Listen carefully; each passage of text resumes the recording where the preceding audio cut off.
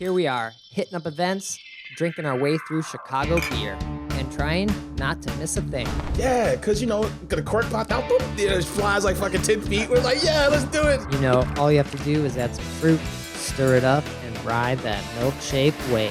Whenever I see him, I gotta take a photo with the most decorated brewer in Chicago, Jonathan Cutler. It'll be like the stuff you hear. You ever go to, every time you go to Floyd's, all the music sounds like this. Raw, raw, raw. Sometimes you want a small beer, but really, you want a big beer. You gotta take in all those big aromatic hops.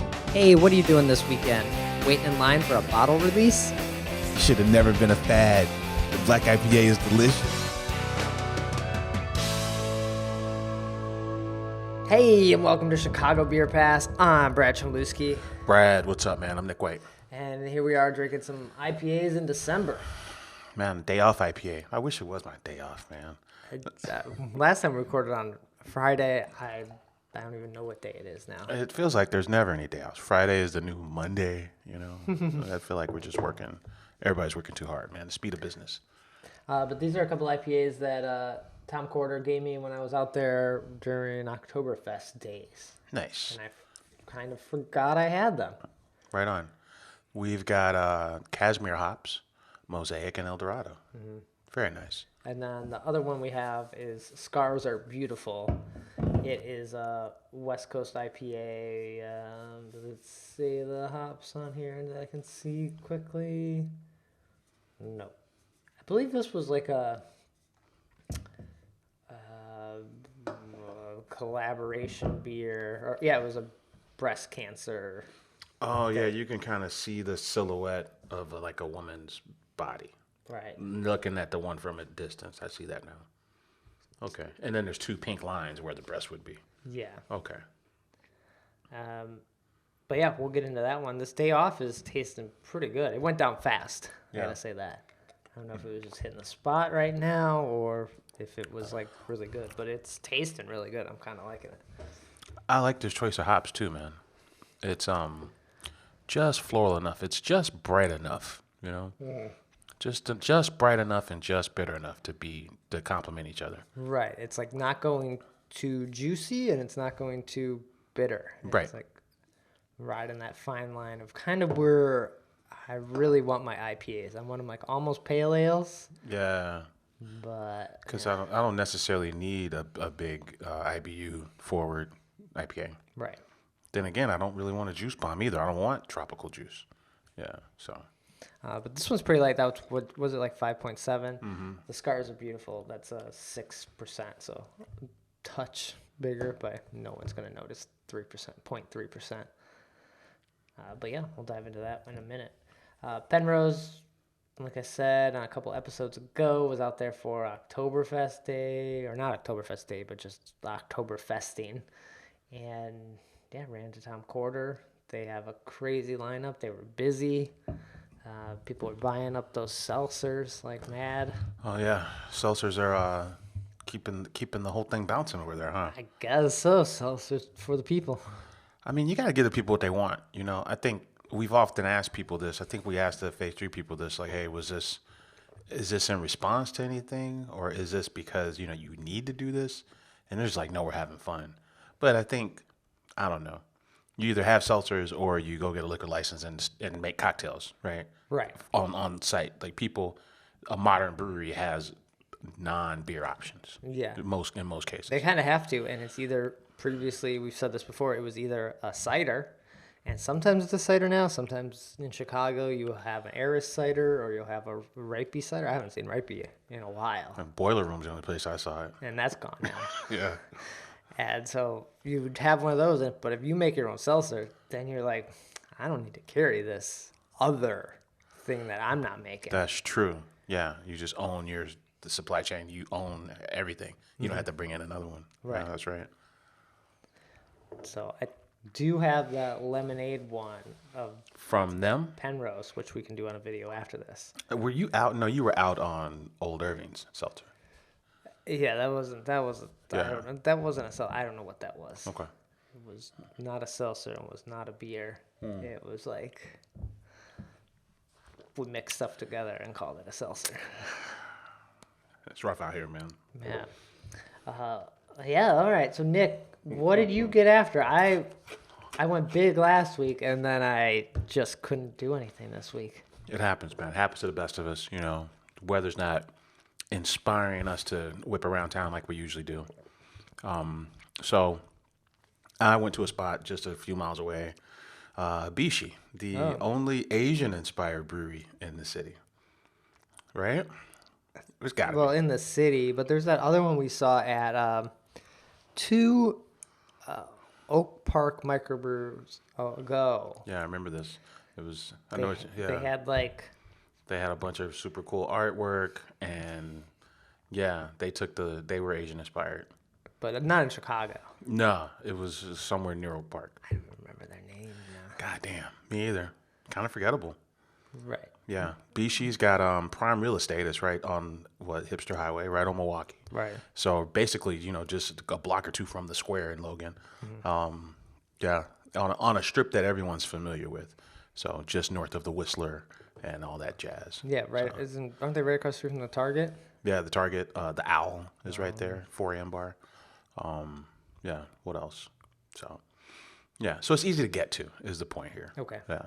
And you went, which you didn't really want. You chose to, but we've talked bad about Bixi for a long time. I gotta be honest with you, man. If anyone, there was a point where if someone asked me what's my least favorite brewery in the city, I would have probably said Bixi, right? Either Bixi or maybe Finch, just because all they have is Taco Cat, and then they don't have a space that I can go visit, so I don't like them. Okay. Right. So there wasn't one of those two, if anybody asked, but luckily nobody asked me. But I went there People once. only ask you what your favorite is. They never ask you like what's your. They never ask you what's your least favorite. But if you, that would have been my answer. Would have been Bixi. Super weird flavors. I think in their they have a light pilsner, but it's Asian inspired, so they put this puffed rice in it, right? So it's kind of like a light rice lager. Okay. Right? And it's just I don't know, just the beers were just not my jam, right? Nothing felt harmonious. I kind of felt like I was trying too hard to like these beers, and that's not a feeling you want. Right. And then I think shortly after you had went the first time, I went, and I felt like for a brewery, they didn't want to showcase the beer. They wanted to showcase the equipment, but the beer was on page 3 after like all your cocktails and your wine. It's like, aren't you called Bixi Beer? It's kind of weird because when you walk into the joint, you walk directly in and you see the main dining hall, but just to the right of the entrance is this huge metal tanks. Yeah. They got their brew house on display with all lit up for everyone to see. Yeah, but to your point, yeah, like it was a restaurant that, we happen to make our own beer, right? That's kind of how it always felt. Yeah. And then when I had went previously, I had gotten the burger, and the fries are McDonald's fries. They taste just like McDonald's fries. I don't know if you had them again, but they taste like what I remember them. I haven't been to McDonald's in a long time. But I enjoyed the Korean spin on the ketchup. Okay, yeah. It's a little sweeter, a little darker. It's got it's spiced, for lack of a better term. I enjoyed that. Okay. And the fries were fine. Okay. But now you went again. Yeah. Thoughts, same opinions on the place, or have they moved up? Well, I was having a shitty day, and I'm like, You wanted to make it worse. I'm like, there's only one direction this can go, or it can go maybe it can go in the same direction even worse. So let's go to Bixi, And I had no expectations, but to my surprise, there was no parking on Milwaukee, and the place was packed. Had to circle the block a few times, and then ended up sitting at the bar. Okay. And So you're circling, and you're like mad.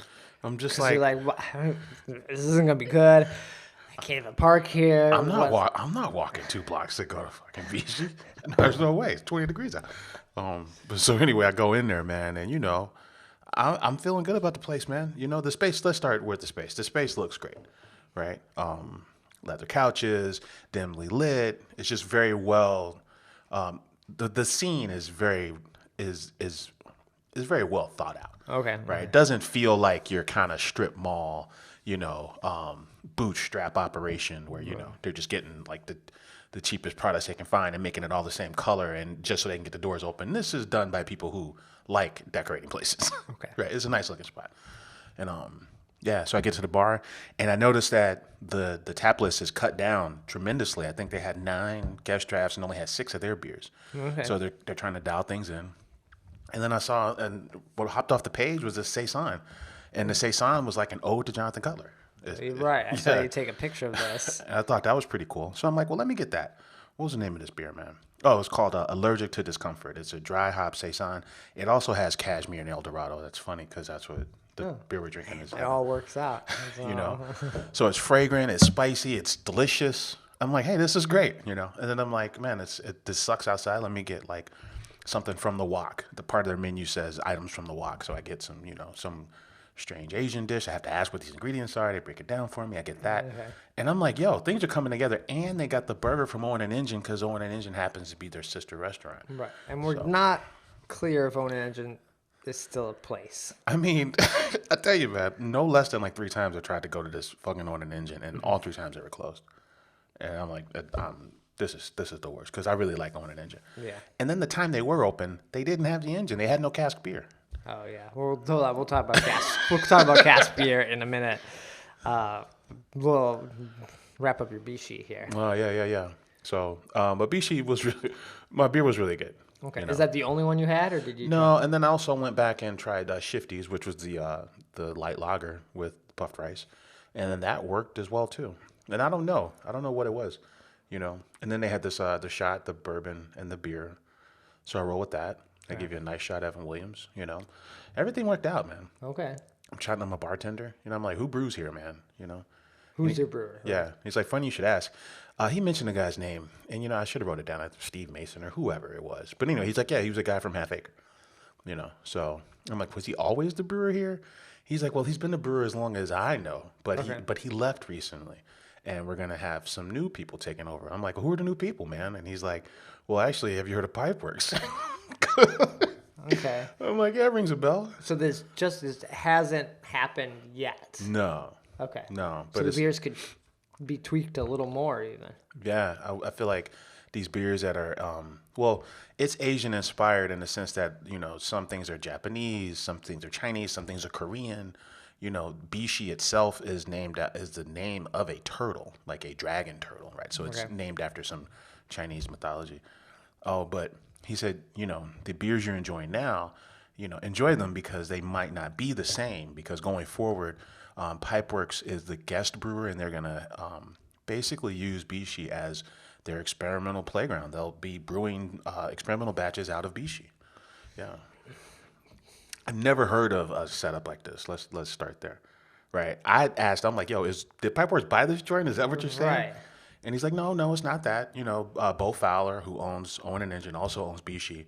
But the Pipeworks guys came in, they had a talk, and they came to an agreement that Pipeworks would basically run their beer program. Man, why doesn't Pipeworks just open a place? Like, this feels like the most back-ass way to do it, to be like, oh, someone left, what have we just brewed there? And then Bixi, what are you now? You're just it's like Finch. It's like the Finch and the Perch, right? Bixi is the new Perch. Like, what do you? There's no Bixi anymore. This is Pipeworks beer. This is Pipeworks East. Pipeworks beer at Bixi restaurant. Like, remove your beer name, because this, you know, when you look at the menu, right? But these are guest brewers. So they're that guest implies brewers, right? That So they could have a new guest. Right. So this is what he said. He says they're gonna continue to make the beers that we have, these 6 beers, that are kind of specific and go with this menu. I'm assuming, right? These beers that go with this menu, they're gonna make that, and then they're gonna be making other beers, right? So, I mean, at least that's how he interprets it. We'll see how that all plays out. But so this also rings, if you're thinking on the Pipeworks side, there is not another Pipeworks location opening anytime soon. Right. Pipeworks, they famously share a wall with the original Off Color Brewery that's in Hermosa, so that's Armitage and Pulaski, but it's not a customer facing space. They don't have a tap room. Right. But It's production only. There's been lots of talk, us too, that Pipeworks had a place that they were going to be opening. Right at California, just south of Diversey, there's what looks to be a space that could hold a brewery right next to Mitokoya. Yeah. Yeah, but it's nowhere near being ready to be open. Okay. Yeah. So, I mean, it's kind of a weird dynamic. It's kind of exciting. Maybe they're still going to go in there and it's all right. That they're just thinking of we need to like fine tune our stuff before we go into this space. I mean, when Phase 3, switching gears a little bit, when Phase 3 moved into Lake Zurich Brewing Company, they were just contract brewing at Lake Zurich. And you look up a year later and Phase 3 bought out Lake Zurich. Oh. Right? That's what happened, right? So do you think Pipeworks, Bixi just becomes Pipeworks? I mean, the Pipeworks guys, Pipeworks, if you're listening, come on the show. There's too many unknowns, right? Because Pipeworks has been talking about this space of theirs for like 4 years, right? And it's gone. It doesn't seem like it's any closer to happening. So, yeah. But we don't know. But in the meantime, they're gonna try their hand at this place, right? So that makes me very inclined to go to Bixi now, knowing that Pipeworks is there. Like Finch being the brew people behind the perch didn't make me want to go there. right. But now this almost makes me want to go to this place. It's almost like a Bixi renaissance. It's like they're reviving the Bixi name in a lot of ways. Because I share the same excitement. I'm like, oh shit, Pipeworks is taking over your brewing program. They got a nice space. Their food is really good. It's own an Asian sister restaurant. Right. I'm like, it works. This all is falling into place for the old Bixi here. Interesting. So everyone should probably be reading this in about 2 weeks in the Tribune from Josh Knoll. That's usually how the cycle of things around these parts. Yeah. And Josh, he gets all the interviews though. So yeah, and he'll take some stock photos and he'll get some quotes from the guys that run it all. Yeah, but you heard it here first, Right. like you always do. Yeah. Crazy. Hey, one more note about Bixi, man. Was it? It's like, they have cans for sale. So they have a little crowler station up there on the bar. Yeah. And then also they have a really giant mural of the turtle dragon, the Bixi, Okay. So one of the first beers they're going to release for the area is Dragon Turtle versus Unicorn. Oh, nice. Yeah. Okay. Oh. So you'll see like a full Pipeworks infusion of Bixi. Okay. Which I'm kind of excited about because I like Pipeworks. We've said it before. They kind of fly under the radar, even though their beer's good. And they were like, they're pretty much they're kind of an OG at this point, which is weird to say. Right. And Ninja versus Unicorn is almost like a staple IPA. It's up there in the rankings of like top 10 IPAs now. Easy. When it first Like in the country kind of thing. Like it's just like, yeah. It's a fancy. I love when I'm in Sox Park. I love getting this beer, And I would say when they first debuted, probably like 2012 or so, they debuted with Bombers of Ninja versus Unicorn, 500-foot home run. This fucking beer. It's always been delicious from day one, And then they got the Unicorn series, and then they also have a stout series, the Abduction series. Oh, okay. Yeah. So, and Pipeworks, and we talked about this before about Pipeworks. They don't buy into the whole barrel aged season idea. Like they have a mailing list and they release beers like one Tuesday a month, and they have a barrel program. And if you're on their mailing list, you can go. Okay. You show up and buy all their barrel aged beers, and it's not specific to a month or a season. And I kind of dig that. Then there's no frenzy, there's no line, there's no fucking Ozenar, no lottery, all this bullshit.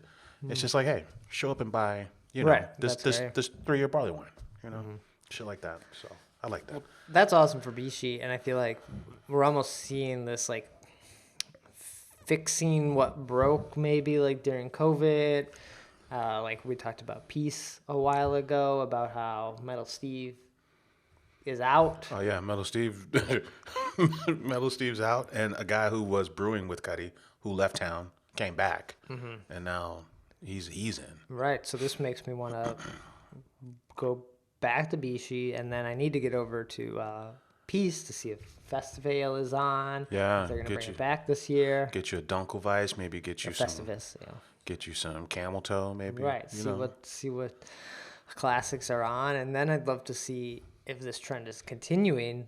Someone go into Cobra and kind of make that like exciting again. I haven't been to Cobra in a long time. Yeah. The Orange Door was a great beer that was there. Sketchbook Orange Door? Oh no, You're thinking of something else at Cobra. they had the orange something. Oh, yeah. Maybe like orange. Yeah. I'm drawing a blank. It's been forever since I've been to Cobra. Yeah, not Orange It's Door. been so long that we call it Cobra. We don't even call it the name of the brewery. Oh yeah, we don't call The it All brewery- Rise. All Rise is the name of the brewery. That's right. Right. Yeah. It was always kind of weird, right? Like the Cobra Lounge space was a completely different texture and feel from the brewery. Right. The brewery was like an add-on, and it never really felt cohesive, and it was always just kind of weird. I haven't been back in a while. It had to have been like 2019, 2018. Yeah. Right. I'd be happy if Hippo went in there. Oh, Yeah. but that'd be interesting. I know what they can't because they're like a block up the street at fucking Brew Oh House. yeah, So and they want to be over here in Albany Park That's true. area. So they'll probably just wait it out We'll find something. until something cool opens up. Mm-hmm. Yeah. Something cool, something small, something closer to where they were. Right. But we're talking a little bit about Owen Engine and the possible, unsure if they actually are open anymore. Yeah. But we were talking about engine beers or cask beers, and no one has them. I'm wondering, we're talking in the pre-show. We're like, when's the last time you had a beer on cask? You know, just. And I said I have one in Italy. I think I had a bitter, which is like which is like a very appropriate beer to have on cask. I'll have the bitter, please. It was like Paul's bitter. I'll have the bitter, please. Oh, it's on cask? Yeah, of course. Only bitters can only come on cask. How do you do? Yes, I'll have the cask ale. Real beer, as the old timers would call it. Right. But we haven't seen them in a while. I think we were saying maybe Metropolitan might do cask beers still. Yeah, because they do. Well, they're doing all lagers, but then they do a lot of one-offs. And I want to say they've got, they got the coffee neighbors. I feel like they've done coffee variants Right. in a gravity pour. Right, because they do the nitro coffee, and then I think sometimes there's a cask coffee. Yeah. Yeah, it's served at a warmer temperature. There's no CO2 to push the beer out to affect the flavor. Mm-hmm. And so it's like a more full expression of the beer. Right. Although this bitter I had in Italy, it was cool. Like Yeah? it was colder. So they might have just had it in the cask, but didn't treat it. They should have called Steve Hamburg, and he could have sell him in Supreme. And he could have told him like, "Hey, this is too fucking cold. What are you doing?" I guess I was like, I prefer it a little cold. I don't really enjoy like a warm cask IPA. Was it Goose that used to do Frickenfest? Was it called Frickenfest? No, Night of the Living Ales. Right. Yeah. Frickenfest was at headquarters. Yeah, you're right. We went to that. Yeah. I don't mind a Firkin every once in a while. You get a chance to play with the ingredients, and then you get to see the cute little bitty cask. Right. And it's different. Yeah. Day/Night of Living Ales is in February, and it's been at Bottom Lounge. Yeah, 'cause that's a massive space. And I think it's just gotten less and less attended because no one cares about cask beer. That's true. Like even if it's good, it's just like it's kind of a thing that people used to do. Right. And it's not as cool as like albums, right? It's not a cool thing that people used to do. It's just a thing that people used to do. Right. And a lot of the beers that end up at Living Ales it's just weird ones. Like, hey, here's this beer you like. We threw habaneros in it. Or, here's this one we like. We threw this ingredient in. It's like, cool. Can I just get the regular one? Yeah, it's funny you say that because I had at Night Living Ales, Finch had like a curry IPA, and I'm just like, what in the fuck did I just step into Right, here? just give me the bitter. There you go. How do you do? I'll have the bitter. I'll have the bitter on cask ale, please. Thank you. Please and thank you. But yeah, would imagine if Owen and Engine opened back up or were open, they probably just wouldn't do them. They can't sell because the turnover has to be pretty fast on them, right? Because maybe I don't know. they're not going to stay. They're not going to work. Are they going to last as long? They're smaller, right? Surface area is smaller. Okay. Right. That's in your name to carry this type of beer. You know what I want to do? I want to go to see Wakanda Forever in 4D and then walk my ass over to Owen and Engine and have a goddamn cask beer. And they need to quit playing. It's pissing me off. You need to go during intermission. Quit fucking around, Owen and Engine. What's going on over there? They're like Bixi now. It's basically, they basically closed and haven't told you yet. Right. And if you want the burger, you got to go to Bixi. I was saying the reason I didn't like Bixi in the pre-show was like during the pandemic, Bixi made me buy. They had the Owen and Engine burger and they delivered it to you, but that you had to buy a crowler or a growler, full 64 ounces of Bixi beer to get the Owen and Engine burger during the pandemic. Yeah, and that I'm doesn't like, seem worth it. Don't talk to me like that. The nerve of you to tell me I got to buy your beer to get this fucking burger. I was so offended. Yeah. And make sure you tip heavily because it is the pandemic. All right. Damn. Cask beer, Bixi, pipe. That Pipeworks thing is interesting. It kind of I'm excited. Pipeworks is a sleeping giant among us. You know, we don't talk about it, but I think Close Encounter, their black IPA. Well, now they call it a hoppy stout, but it was kind of the hoppy. It was like the precursor to the black IPA craze that didn't last very long. It was only for like a year. All right. But then, Blood of the Unicorn is a red ale in 4-packs. You know, we talked about Ninja versus Unicorn. I love the Lizard King. Guppy. You know, the Guppy series. I just dig a ton of their stuff. I think they're very good brewers. I like their barrel-aged stuff. It's just they're weird. They like do weird, not weird. Just like they're following their own path, I guess. And it's confusing to be like, what are you guys doing? You have like these very popular beers. Why can't I drink these anywhere? Yeah, they came out at the peak of the bomber phase, and to your point, their very first year, they came out with a ridiculous schedule of like these one-off beers. Like every week, there was a new bomber. It was like 80 different beers in their first year, or some ridiculous number. I had a beer. It was like a Mayan-inspired sweet potato beer. You know, some things stuck and some things didn't, but they didn't really care about having a drumbeat of like flagship stuff in year one. They just came out with these like wacky beers all year long. You know, and then year two, they kind of dialed it back and said, all right, abduction, barrel age, and then 4-packs of these kind of flagships. Yeah. So it's fun seeing their journey and I like them. So I'm glad they're occupying Bixi. I'll end up at Bixi more because the food's good. I had a great time with these fucking spicy noodles. It was a good hang. Okay. It was a good hang. And if you can get the burger. And you can get the fucking Owen and Engine burger. Okay. You know? So, not bad. So when did you say when the Pipeworks thing takes effect? No, they didn't say that. I should have done some more hard-hitting so if you're listening to this, investigation.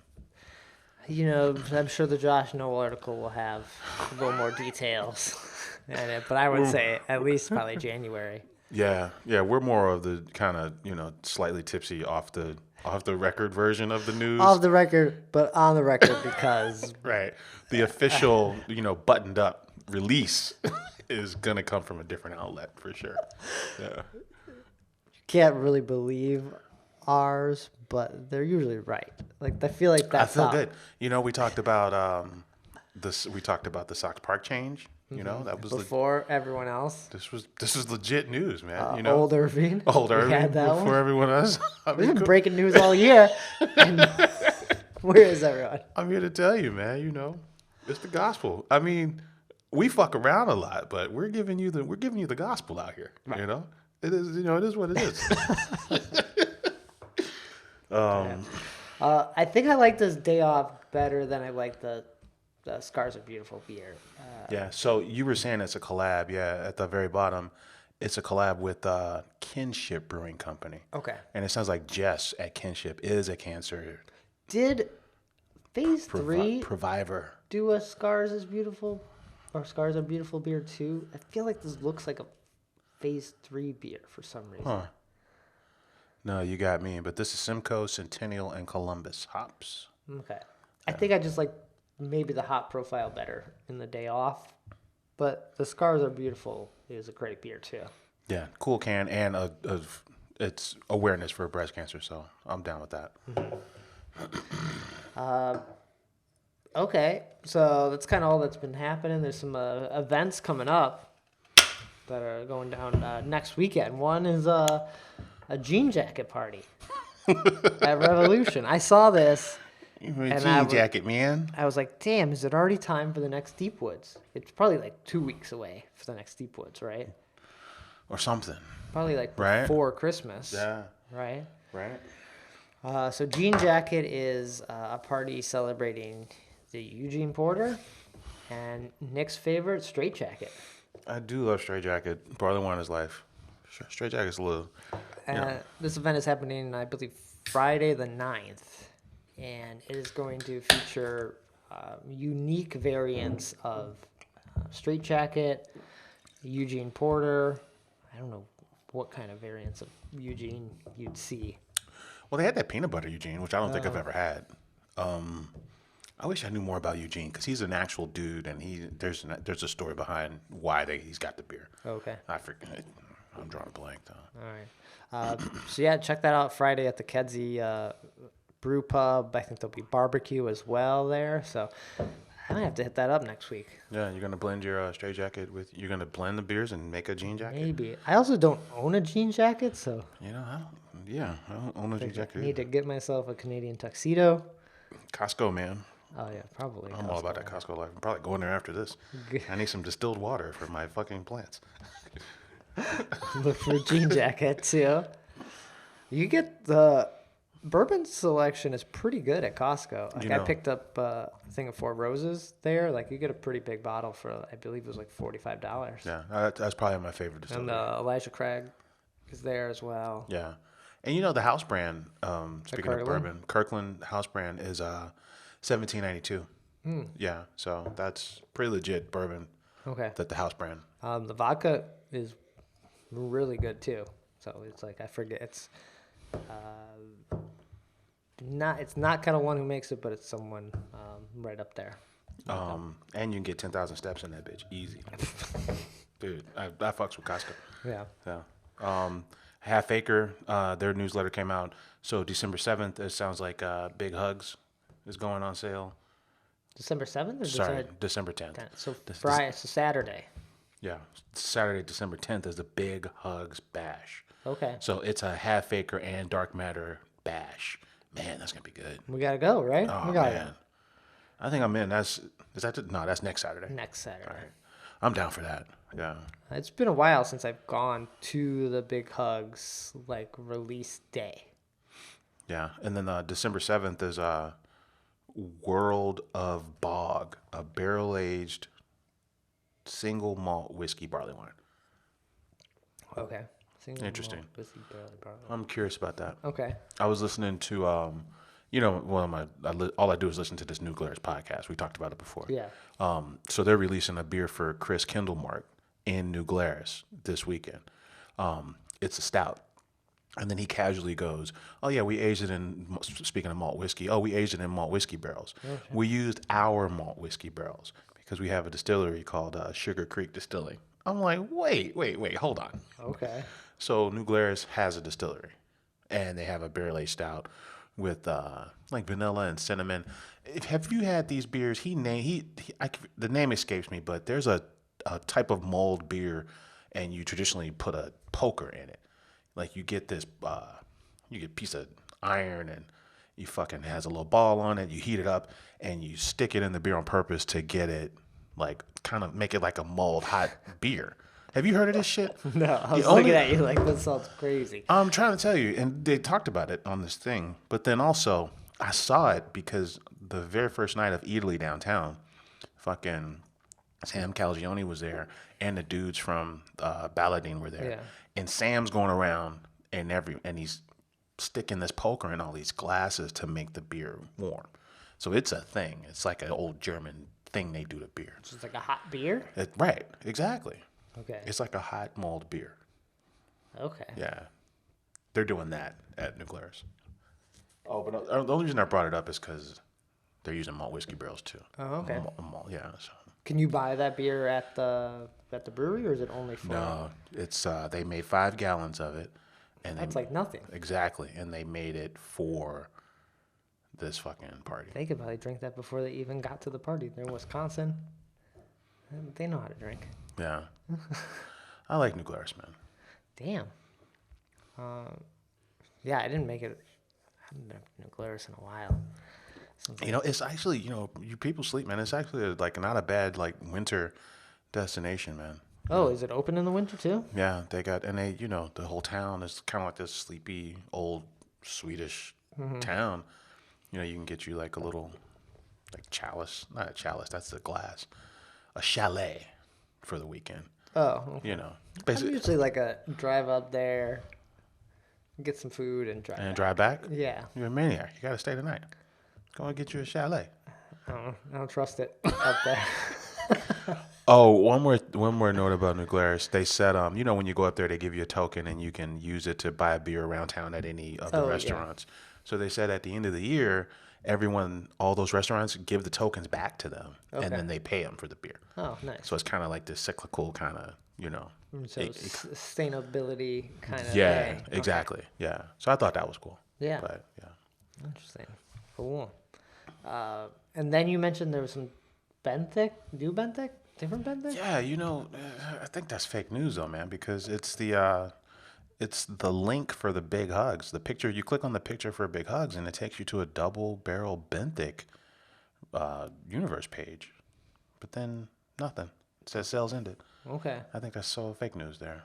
That sucks because I'm like, I don't think double barrel Benthic was there.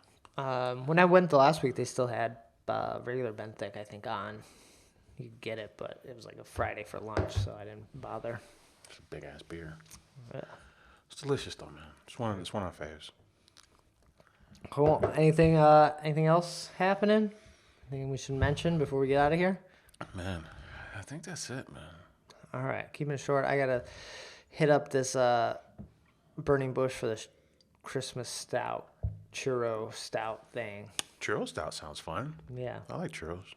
I think you get it sugar rimmed. Sugar on lead rim. Yeah. So I'll probably check that out this weekend coming up. I don't know anything else. I can't slack. I gotta go do something. Maybe one thing, and we can stretch it out and make that the spotlight for the week. Right. This week's spotlight. I'll go visit All Rise. There you go. Like visiting like classics that, like, yep, they're still here.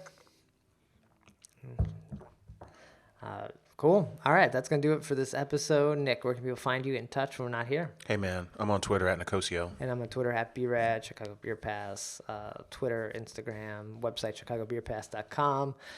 And that'll do it. Take care. Cheers.